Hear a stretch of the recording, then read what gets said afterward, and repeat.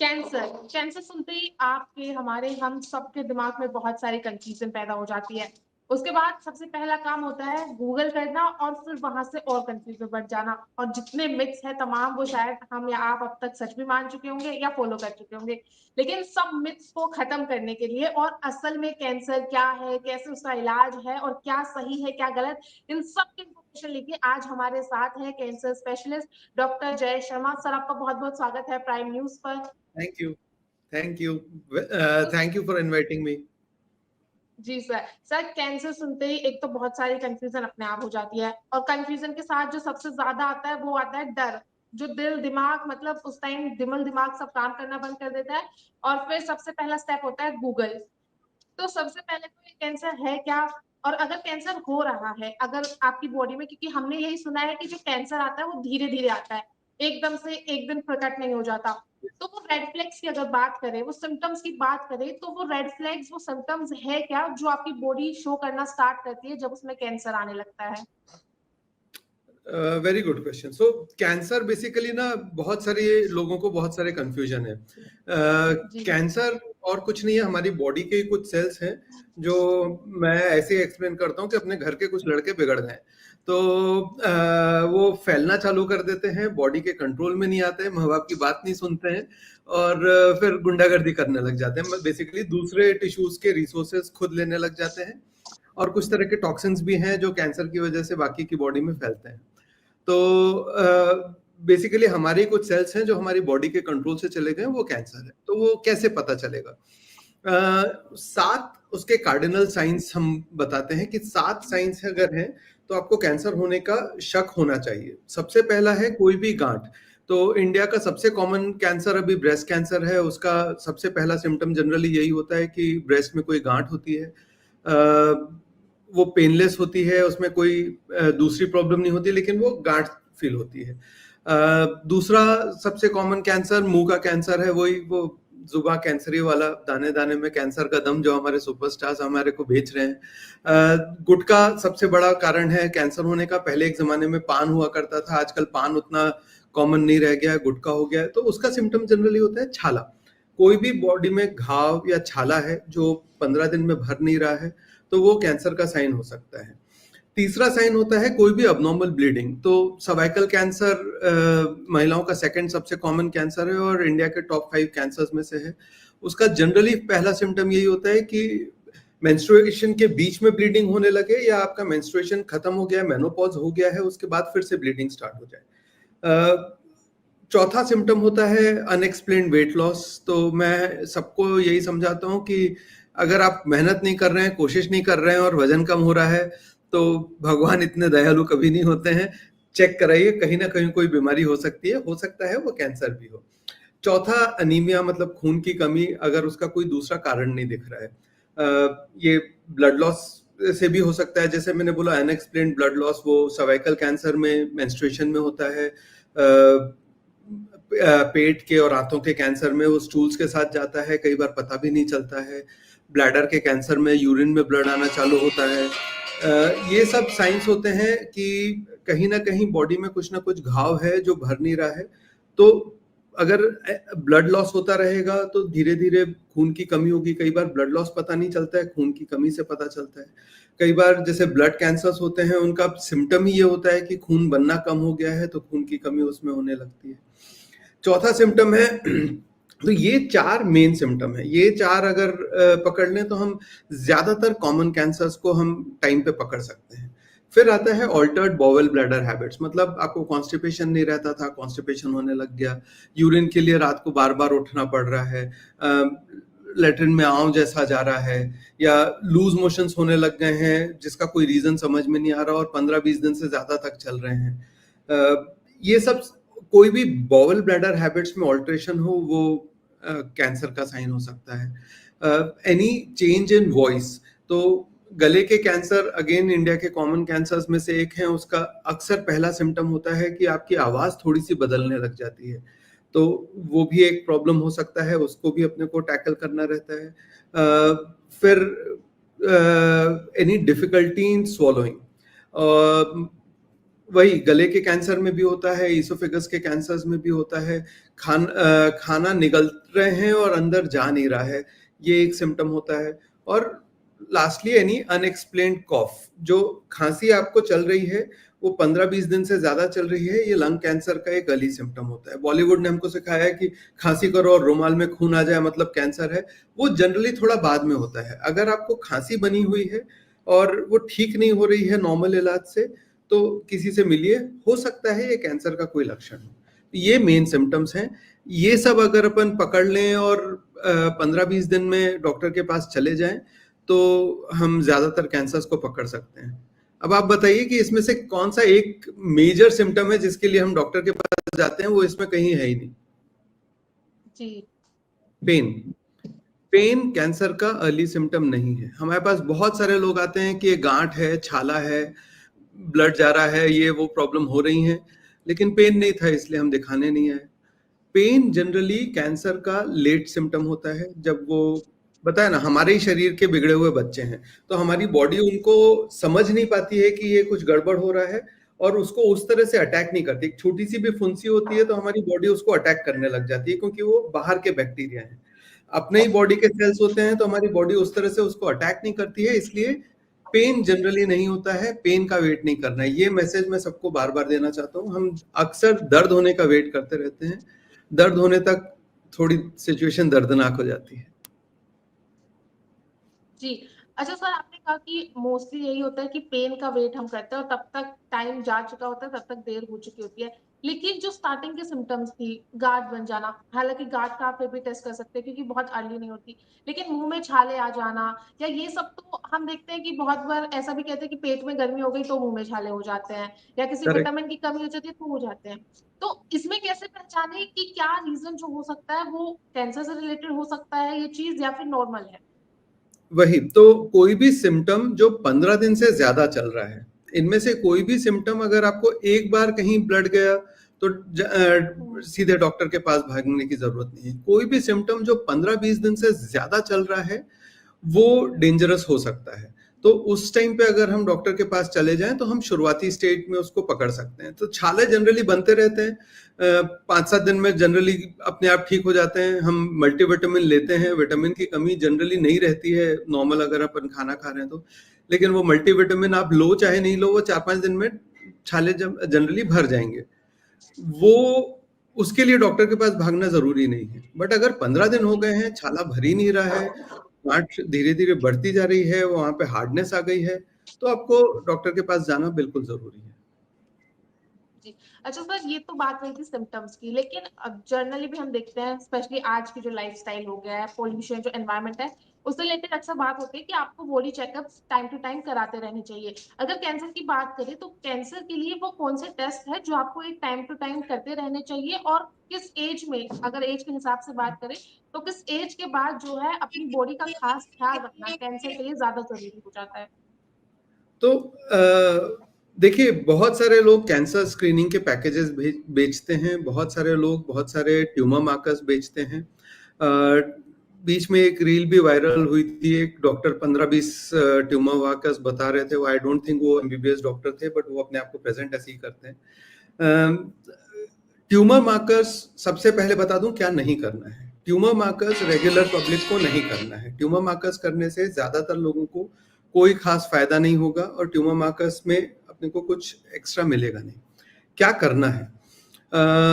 तो वो उन कैंसर्स के लिए हम टेस्टिंग करते हैं जो थोड़े कॉमन हैं और जिनको पकड़ना बहुत पॉसिबल है। तो ब्रेस्ट कैंसर सबसे ज्यादा स्क्रीनिंग के लिए यूज होता है। ज्यादातर लोगों ने नाम सुना हुआ है मैमोग्राफी करने का। तो 40 की उम्र में सबको पहली मैमोग्राफी करवानी चाहिए। अगर आपकी, और उसके बाद अपने डॉक्टर से बात करनी चाहिए। सबको हर साल मैमोग्राफी करवाने की जरूरत नहीं है। ज्यादातर महिलाओं को 2 साल में, किसी किसी को 3-4 साल में एक बार मैमोग्राफी करवाएं तो भी चलता है।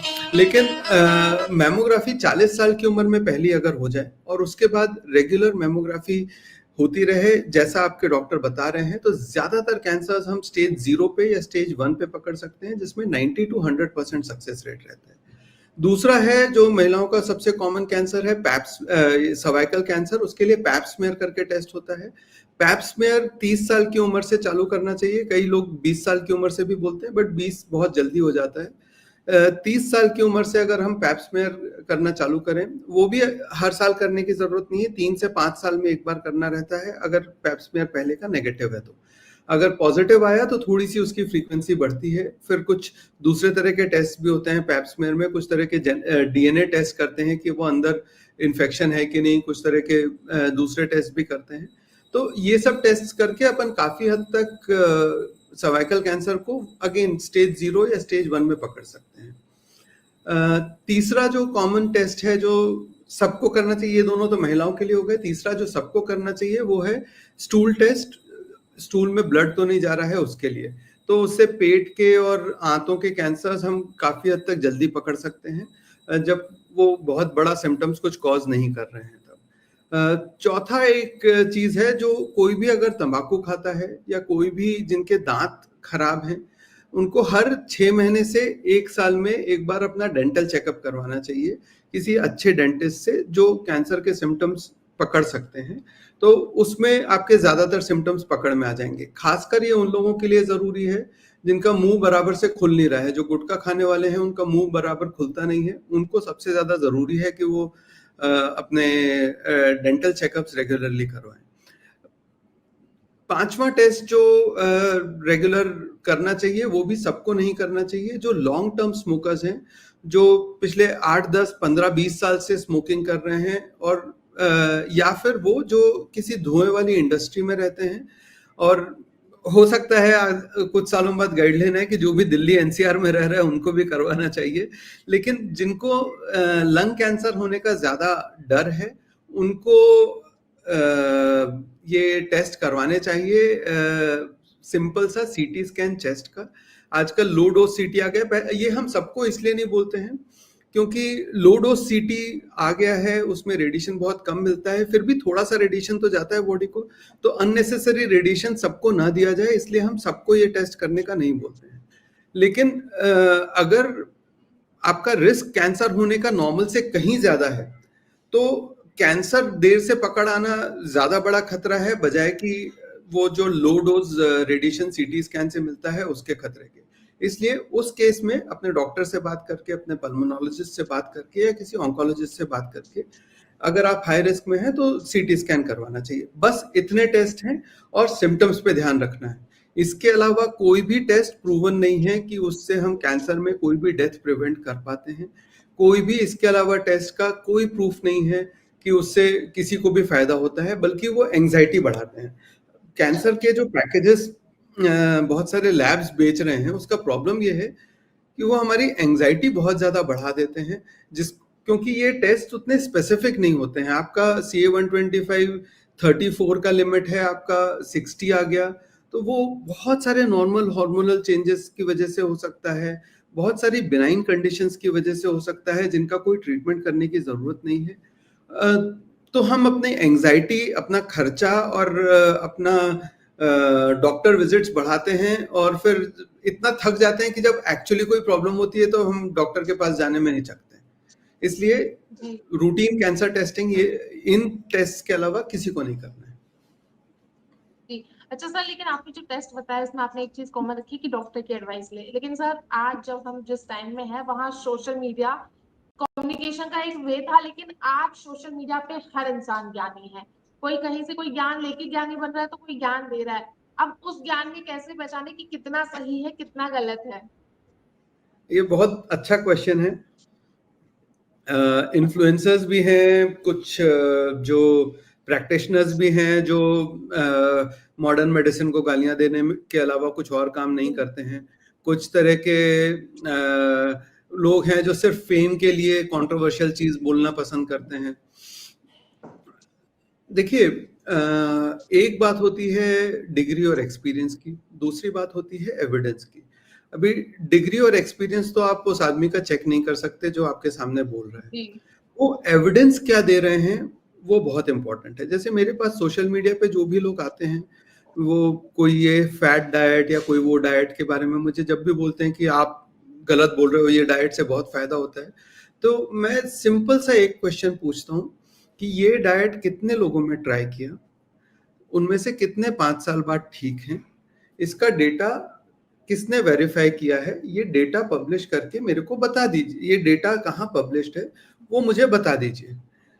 इसके बाद ना वो फिर वो लेकिन तुम्हारी कीमोथेरेपी वैसी है, ये सब बातें करते रहते हैं। फिर वो अपनी डाइट के बारे में बात करना बंद कर देते हैं, क्योंकि उनको भी पता है और मुझे भी पता है कि इन सब का कोई एविडेंस आज तक है नहीं। इसलिए सिंपल सा सवाल यही करना है कि भाई तुम्हारा प्रूफ क्या है। और मैं सबको यही बोलता हूँ कि सोशल मीडिया पे मत मानो, जो भी कोई सोशल मीडिया पे बोल रहा है उसकी बात मत मानो, भले ही वो मैं बोल रहा हूँ, भले ही वो कोई और बोल रहा है। उसको सर्च करो और पढ़ो। अगर आपको इंटरेस्ट है, अगर आपको ये चीज इंपॉर्टेंट लगती है, अगर आपको लगता है कि कैंसर से बचना और कैंसर का सही इलाज करना आपके लिए जरूरी चीज है, तो फिर थोड़ी मेहनत करिए, पढ़िए उसके बारे में। बहुत सारे जर्नलिस्ट ने बहुत आर्टिकल्स लिखे हैं, बहुत सारे साइंटिफिक पब्लिकेशंस के, जो इजीली समझ में आ जाएं उस लैंग्वेज में, उसके बारे में लिखा हुआ है। या तो वो पढ़िए, या तो फिर जो डॉक्टर बोल रहा है वो मानिए। सोशल मीडिया इन्फ्लुएंसर्स की बात मत मानिए, भले ही वो डॉक्टर हो चाहे ना हो। जी। अच्छा, तो एक चीज ना कैंसर में, अब मिथ कह लीजिए या क्या है, वो तो शायद आप ज्यादा अच्छे से बता पाएंगे, लेकिन सवाल ये बनता है क्योंकि सोशल मीडिया पे ये चीज भी बहुत है कि Ayurveda is more better, homeopathic ज्यादा लीजिए। क्या सच में आयुर्वेद, होम्योपैथिक या इन सब चीजों से कैंसर पूरी तरह से क्योर हो सकता है? तो इसके दो जवाब हैं। एक तो ये कि मैंने आज तक नहीं देखा। आप किसी भी कैंसर ओपीडी में जाएं, भले वो हॉस्पिटल हो, भले ही वो कोई डॉक्टर का पर्सनल क्लिनिक हो, आपको रोज ऐसे दसियों पेशेंट मिल जाएंगे जो शॉर्टकट के चक्कर में कि भाई सर्जरी से बच जाएं, कीमोथेरेपी से बच जाएं, ये करने से बच जाएं, और कोई बस ऐसी गोली वोली खा के, कुछ शक्कर की गोली खा के या जड़ी बूटी खा के हम ठीक हो जाएं। ऐसे हजारों लोग मिल जाएंगे जिनको पता है उनकी बीमारी का, बहुत महीनों से पता है, और वो बीमारी बढ़ने दे रहे हैं क्योंकि उनने इलाज नहीं करवाया। अब आप ये बोल सकते हो कि भाई वो 90% तो ठीक हो जाते हैं, जो 10% ठीक नहीं होते हैं वही बाद में कैंसर डॉक्टर के पास जाते हैं। लेकिन फिर मैं यही बोलूंगा कि वो डेटा कहाँ है। एक जमाना था जब बोलते थे कि नहीं, ये जो ऑल्टरनेटिव मेडिसिन है उनके पास तो इतना पैसा नहीं है, इतना उनके पास रिसोर्सेज नहीं है, बट हजारों ऑल्टरनेटिव मेडिसिन के कॉलेजेस हैं इंडिया में। उसमें भी वैसे ही प्रोफेसर्स, एसोसिएट प्रोफेसर्स, रेसिडेंट सब कुछ हैं जैसे कि मॉडर्न मेडिसिन के मेडिकल कॉलेजेस में है। और $25 बिलियन पर ईयर की इनकम होती है इंडियंस से ऑल्टरनेटिव मेडिसिन की इंडस्ट्री को। ये डेटा आप कहीं से भी चेक कर सकते हैं। $25 बिलियन मतलब हजारों करोड़ रुपए। तो ये सिंपल सी जांच करके बताने में कि भाई हमने 5,000 लोगों का इलाज किया, 5 साल बाद उनको हमने फोन किया, 5 साल बाद उनमें से इतने ठीक हैं, इतने ठीक नहीं है, इतने लोगों ने ट्रीटमेंट का, इतने लोगों को फायदा हुआ, इतने को नहीं हुआ। यही हम लोग करते हैं। नेशनल कैंसर रजिस्ट्री है, उसमें हर मॉडर्न मेडिसिन वाले जितने भी कैंसर हॉस्पिटल्स हैं उनका डेटा जाता है और वो पब्लिश होता है। यही, इसमें कोई खास खर्चा नहीं होता। आपको फोन कॉल करने में आज के जमाने में कितना खर्चा होने वाला है? $25 बिलियन पर साल ये लोग कमाते हैं इंडियन पब्लिक से। ये डेटा क्यों नहीं है, वो मेरा सवाल होता है। तो फिर वो तुम लोग तो लूटते हो वाली बातें करने लगते हैं और इस सवाल का कोई जवाब नहीं। तो हो सकता है इससे बहुत अच्छा रिजल्ट आता हो, लेकिन आज के डेट में ना मुझे, ना इससे इलाज करने वालों को कोई भी आइडिया है कि ये सक्सेस रेट 1% है कि 5% है कि 15% है कि 0% है।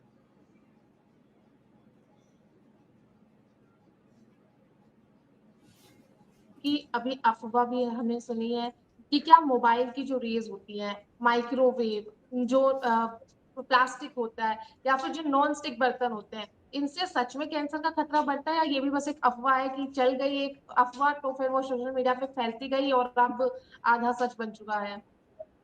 देखिए, ये 3-4 चीजें हैं, सबको अलग अलग मैं टैकल करूंगा। तो माइक्रोवेव और मोबाइल, ये दोनों इलेक्ट्रोमैग्नेटिक रेडिएशन है।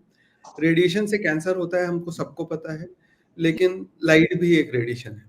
हम ये जो पीछे बल्ब जल रहा है ये भी रेडिएशन एमिट कर रहा है। हर रेडिएशन से कैंसर नहीं होता है। हाई एनर्जी रेडिएशन से जो या तो हमारे सेल्स को कुछ चेंज कर सके या फिर वो एटम के लेवल पे आयनाइजेशन बोलते हैं उसको, आयनाइजेशन कर दे, मतलब इलेक्ट्रॉन्स को तोड़ के अलग कर दे एटम से, तो उस लेवल पे कैंसर होने का चांस रहता है। तो अल्ट्रावायलेट से, एक्सरेज के हाई डोज से, न्यूक्लियर एक्सप्लोजन से जो रेडिएशन निकलता है उससे, उनसे कैंसर होने का रिस्क है। माइक्रोवेव का जो रेडिएशन है उसका जो एनर्जी इंटेंसिटी है वो लाइट से करीब 10,000 गुना कम है, और सेम मोबाइल का जो रेडिएशन है उसका एनर्जी लेवल जो लाइट जो हम इस बल्ब से निकल रही है लाइट, उससे कई हजार गुना उससे कम है। माइक्रोवेव एक वाटर के मॉलिक्यूल को वाइब्रेट करके उससे हीट करता है।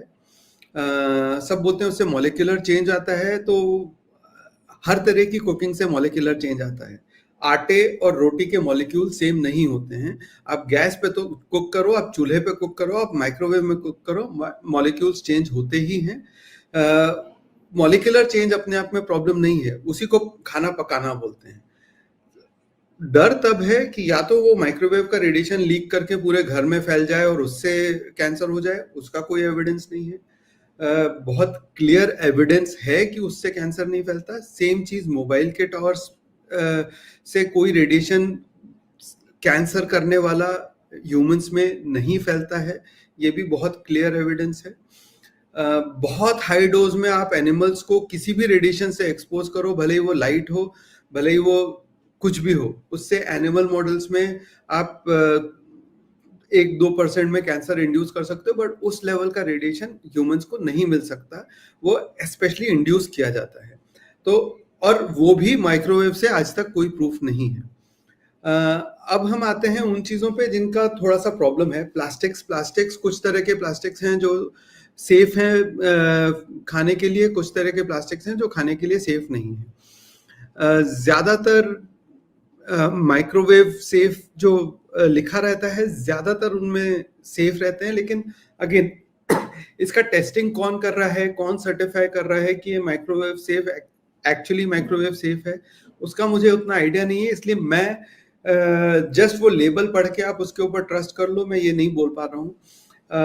आप जिन ब्रांड्स पे ट्रस्ट कर सकते हो, उन ब्रांड्स, ट्रस्टेड ब्रांड्स को आप माइक्रोवेव में यूज करिए।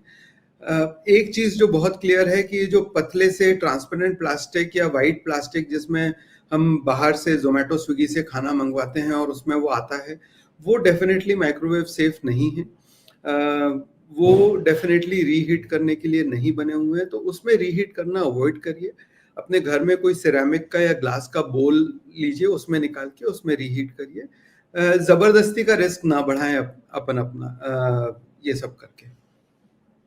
जी, यानी कि कुछ चीजों का ध्यान रखना जरूरी है, बाकी फिर सब कुछ सही रहेगा।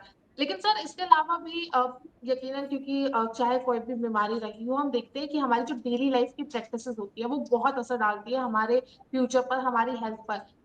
कैंसर के लिहाज से ऐसे वो कौन सी, अगर लाइफस्टाइल, डेली लाइफस्टाइल में जो भी हम काम करते हैं, वो कौन सी चीजें रहेंगी जो हार्मफुल रहती है, और फिर इसको सुधार के कौन सी चीजों से रिप्लेस कर दें? तो कैंसर होने के वर्ल्ड वाइड 3 सबसे बड़े कारण हैं। सबसे पहला है टोबैको। तो टोबैको अपने आप में वर्ल्ड में बीमारियां, खासकर कैंसर, लेकिन कैंसर के अलावा भी दूसरी बीमारियां कॉज करने वाला सबसे हार्मफुल लीगल प्रोडक्ट अगर दुनिया का कोई है तो वो तंबाकू है।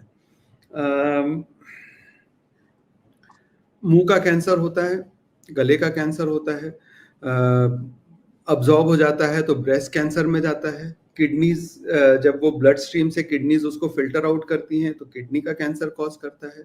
वो यूरिन के साथ जब एक्सक्रीट होता है तो वो ब्लैडर का कैंसर कॉज करता है। दुनिया का हर जिस जगह पे तंबाकू जाता है वहां पे वो कैंसर कॉज करता है।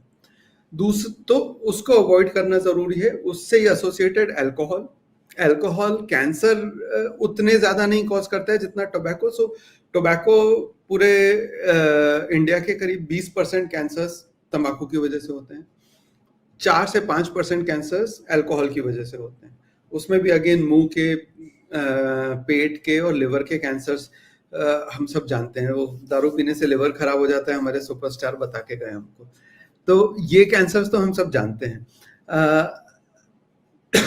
इसके अलावा जो एक बड़ा रीजन है कैंसर्स में राइज का, वो है मोटापा। तो मोटापे के दो पहलू हैं, एक खाना और दूसरा एक्सरसाइज। हमारा एक्टिविटी लेवल जो होना चाहिए उससे बहुत कम है, ये बहुत क्लियर है, हम सबको पता है, इसके लिए कोई डॉक्टर को बताने की जरूरत नहीं है। हम सब आलसी हो गए हैं। पहले ये था कि लोग बोलते थे कि घर के काम के लिए हमने सब मशीनें रख ली हैं, और अब घर के काम सब मशीनों से हो गए हैं। अब वो मशीनें भी पड़ी हुई हैं, हम सिर्फ मोबाइल यूज करते हैं और खाना पका पकाया हमारे घर में आ जाता है। एंड ऑब्वियसली जो बाहर से पका हुआ आता है वो उतना हेल्दी भी नहीं रहता है। तो पहला हो गया लेजीनेस, और दूसरा हम खाने के ऊपर आते हैं। खाने में जंक फूड बढ़ता जा रहा है। जंक फूड में लोग पिज्जा बर्गर बोलते हैं, लेकिन वो वहां पे बात खत्म नहीं होती है। पिज्जा बर्गर समोसा कचौड़ी पकौड़ी जितनी भी चीजें हैं, सेव मिक्सचर चिप्स पापड़, पापड़ मतलब तले हुए पापड़, ये सब जंक फूड हैं अगर आप इनको एक लिमिट से ज्यादा खाएंगे। ये सब स्नैक्स हैं जो ओकेजनली एज अ ट्रीट आप यूज कर सकते हैं, अपने आप को खुश करने के लिए कभी कभार ये सब चीजें खा लें तो वो ठीक है। लेकिन ये रूटीन लाइफस्टाइल का पार्ट बन गया है। ये हमारे लिए सबसे बड़ा डेंजर आज यही है कि कंफर्ट फूड बढ़ता जा रहा है। इसमें वो 2 मिनट नूडल्स भी आ जाते हैं। तो इन सब में कॉमन क्या है? 3 चीजें, शुगर, मैदा और चीप ऑयल। ये 3 चीजें सब में कॉमन है। ऑयल्स में सबसे डेंजरस जो ऑयल है वो है हाइड्रोजनेटेड वेजिटेबल ऑयल, जो डालडा का एक ब्रांड इंडिया में फेमस है। मार्जरीन भी वही है, डालडा का ही एक वर्जन है। जितने भी फेक प्रोडक्ट, फेक बटर आते हैं, बटर रिप्लेसमेंट्स, वो सब बेसिकली डालडा ही है।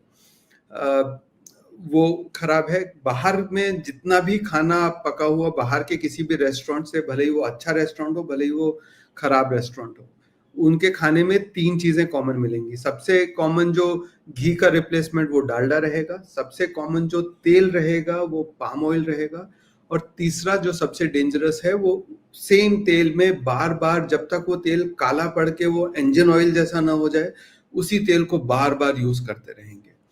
तो ये तीनों चीजें अलग अलग मॉलिक्यूल्स बनाती हैं जो हमारी बॉडी के लिए हार्मफुल हैं।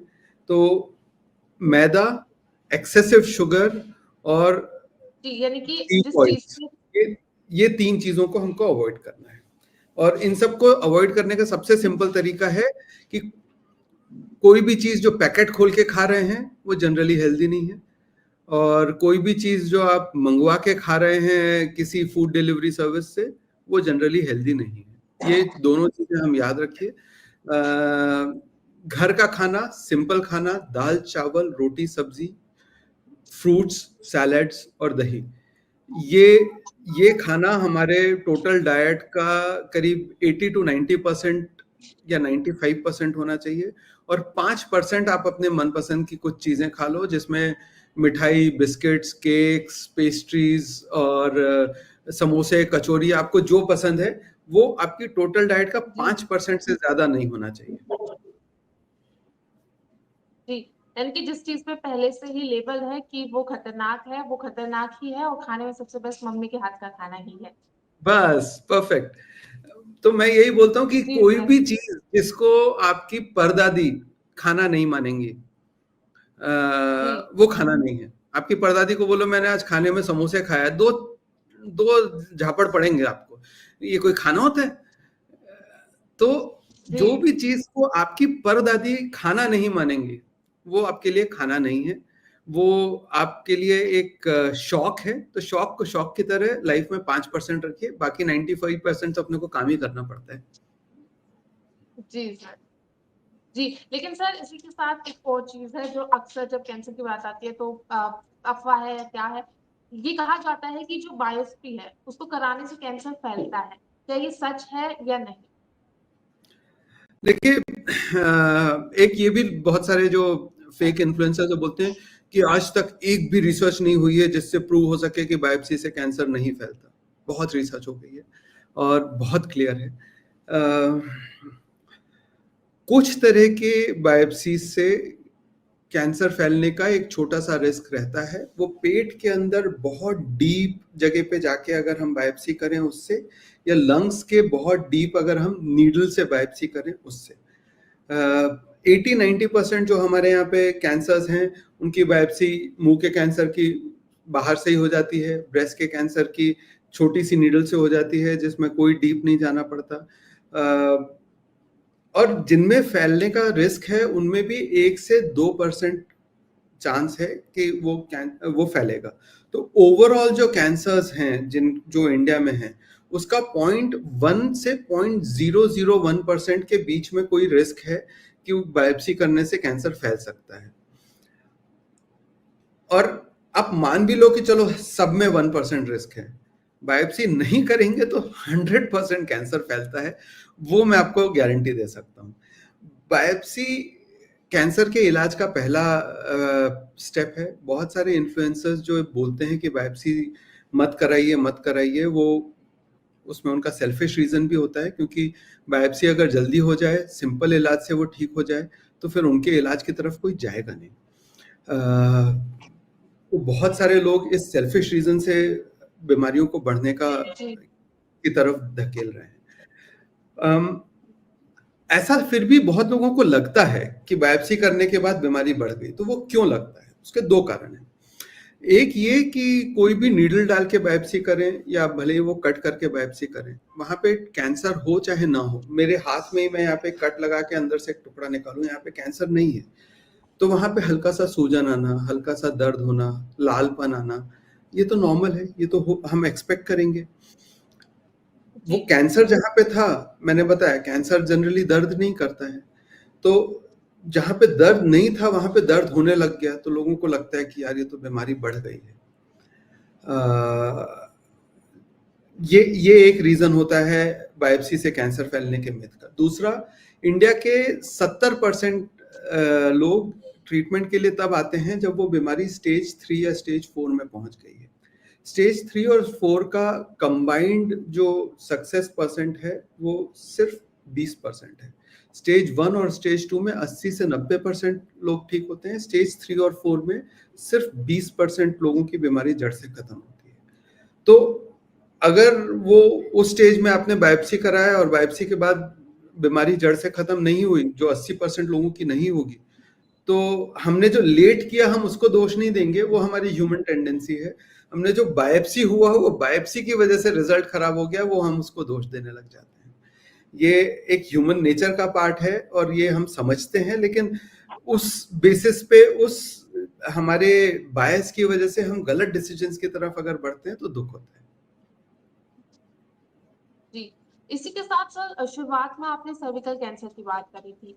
जब सर्विकल कैंसर की वैक्सीन की बात होती है तो उस पर भी बहुत चर्चाएं होती है, कोई कुछ कहता है, कोई कुछ कहता है, लेकिन एज अ डॉक्टर अगर सर्विकल कैंसर की वैक्सीन की बात करें तो उसमें आपका क्या टेक रहेगा? तो सर्वाइकल कैंसर की वैक्सीन नहीं है, वो ह्यूमन पेपिलोमा वायरस की वैक्सीन है।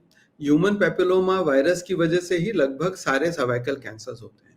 तो अगर हम ह्यूमन पेपिलोमा वायरस HPV को खत्म कर देंगे तो सर्वाइकल कैंसर्स होना बहुत हद तक कम हो जाएगा। और ये इंडिया में ये वैक्सीन है तो अवेलेबल बहुत टाइम से, लेकिन बहुत महंगी थी, ये किसी गवर्नमेंट प्रोग्राम का पार्ट नहीं थी अभी तक, इसलिए इंडिया में इतने लोगों को ये वैक्सीन लगी नहीं है। जैसे हमने देखा है diphtheria, tetanus, measles, small pox, chicken pox, इस सब की वैक्सीन लगती हैं। ये सब बीमारियां आजकल देखने को नहीं मिलती हैं, जैसा हमारे बचपन में हम में से हर एक को मीजल्स हुआ करता था। आजकल मीजल्स बहुत कम बच्चों को होता है क्योंकि उसकी वैक्सीन लगती है, वो रिजल्ट आने में टाइम लगता है। सर्वाइकल कैंसर की वैक्सीन जिन कंट्रीज में लगना आज से 15-20 साल पहले चालू हुआ था, वहां पे रिजल्ट्स दिखने चालू हो गए हैं। यूके में ट्रायल हुआ है, सर्वेज हुए हैं, जिन लोगों को HPV की वैक्सीन लगी है उनमें सर्वाइकल कैंसर होना करीब 80 से 90% कम हो गया है। तो ये वैक्सीन कैंसर्स को प्रिवेंट करने में हेल्पफुल हैं, ये बहुत क्लियर है, बट उसका टाइम है। तो ये टीनेजर्स को और प्री टीन्स को लगनी चाहिए। तो 9 साल से 15 साल के बच्चों को, मैं बच्चों बोल रहा हूँ, लड़कियां नहीं बोल रहा हूँ, लड़कियों को लड़कों को दोनों को लगने चाहिए। कुछ तरह के मेन के कैंसर भी एचपीवी की वजह से होते हैं, वो भी इससे प्रिवेंट हो जाते हैं। और अगर मेल पार्टनर को एचपीवी इन्फेक्शन है तो वैक्सीनेटेड भी अगर फीमेल है तो उसको एचपीवी फिर से होने का चांस बहुत बढ़ जाता है। तो लड़कों लड़कियों को दोनों को लगवाना चाहिए। 9 से 15 साल की एज में वो बेस्ट एज होता है before they become sexually active. And उस एज में अगर वो लग जाए तो आगे जाके सर्वाइकल कैंसर होने का रिस्क काफी हद तक कम हो जाता है। लेकिन ये पैप स्मीयर का रिप्लेसमेंट नहीं है। अगर वैक्सीन लगा भी हुआ है तो भी पैप स्मीयर करते रहना चाहिए। उसका फ्रीक्वेंसी भले ही हम कम कर सकते हैं, लेकिन पैप स्मीयर फिर भी सबको करना चाहिए। इसी के साथ सर, ये तो आपने प्रिकॉशंस की बात करी, वैक्सीन की बात करी, लेकिन अब बहुत बार ये होता है कि जो पेशेंट्स हैं जिनको कैंसर हो चुका है, और अगर एक ना हमारे व्यूअर्स में से अगर कोई हुआ जो पेशेंट है, जो मेडिसिन से गुजर रहा है, जो ट्रीटमेंट से गुजर रहा है कैंसर के, उसके लिए बहुत इमोशंस का अप एंड डाउन होता है। इमोशनली वो बहुत कुछ सोचता है, बहुत ओवर थिंकिंग, स्ट्रेस से सब चीज आ जाती है। तो उस समय पेशेंट के लिए और जो पेशेंट का केयर गिवर है, जो उनका ध्यान रख रहा है, उनके लिए क्या कुछ चीजें या क्या कुछ टिप्स आप कहना चाहेंगे? देखिए, स्ट्रेस को मैनेज करना बड़ा पर्सनल है। तो स्ट्रेस को आप कैसे मैनेज कर पाएंगी और मैं कैसे कर पाऊंगा, उसमें बहुत अंतर है। हो सकता है मैं तो म्यूजिक सुन के ही खुश हो जाऊं, आप शायद थोड़ा जॉगिंग करने जाओ तो उसके बाद आपको अच्छा लगे। तो आपको अपने लिए स्ट्रेस मैनेजमेंट के तरीके निकालने पड़ेंगे। 3 मेजर चीजें हैं जो मैं बोलता हूं कि सबसे ज्यादा लोगों को ये हेल्प करती हैं। एक होता है ध्यान या मेडिटेशन। आप किसी भी तरह का ध्यान करें, जो भी पद्धति आपको पसंद हो उसमें ध्यान करें, ये बहुत लोगों को हेल्प करता है। दूसरा, कोई हॉबी करना। हॉबी मतलब बुक पढ़ना या म्यूजिक सुनना नहीं, कुछ जिसमें आप कुछ कर रहे हैं, कुछ क्रिएट कर रहे हैं। एक बहुत इंस्पायरिंग एक स्टेज 4 की लेडी हैं जो जिन्होंने स्टेज 4 कैंसर डिटेक्ट होने के बाद अपने डांस वीडियोस अपने post chemo without hair, hospital dress में भी, घर के ड्रेस में भी, उनने अपने डांस वीडियोस बनाने चालू किए। And she has become very popular, she has become an inspiration. तो उनसे इंस्पिरेशन लें और आप सोचें कि आप क्या कर सकते हो। क्या पढ़ सकते हो या सुन सकते हो नहीं, आप क्या कर सकते हो। ये लोगों को बहुत स्ट्रेस से डील करने में हेल्प करता है। और तीसरा, स्पिरिचुअल गाइडेंस। तो we are a very spiritual country. हम सब स्पिरिचुअलिटी से बहुत हद तक कनेक्टेड हैं, कुछ कम कुछ ज्यादा। तो आप जिस भी स्पिरिचुअल तरीके में मानते हैं, आप अपने जो भी आपके उसके गाइड हैं उनसे टच में जाइए। अपने साथियों को ढूंढिए जो आपके पाथ पे आगे बढ़ते हैं, उनसे बात करिए। और अपने उस पथ पे थोड़ा आगे जाते हैं तो कई बार लोगों को उससे बहुत शांति मिलती है। और ये तीनों चीजें जब फेल हो जाएं तो चौथी चीज, स्पेशलिस्ट। तो 2 तरह के स्पेशलिस्ट हैं, एक पैलेटिव केयर स्पेशलिस्ट हैं और एक साइकोलॉजिस्ट हैं।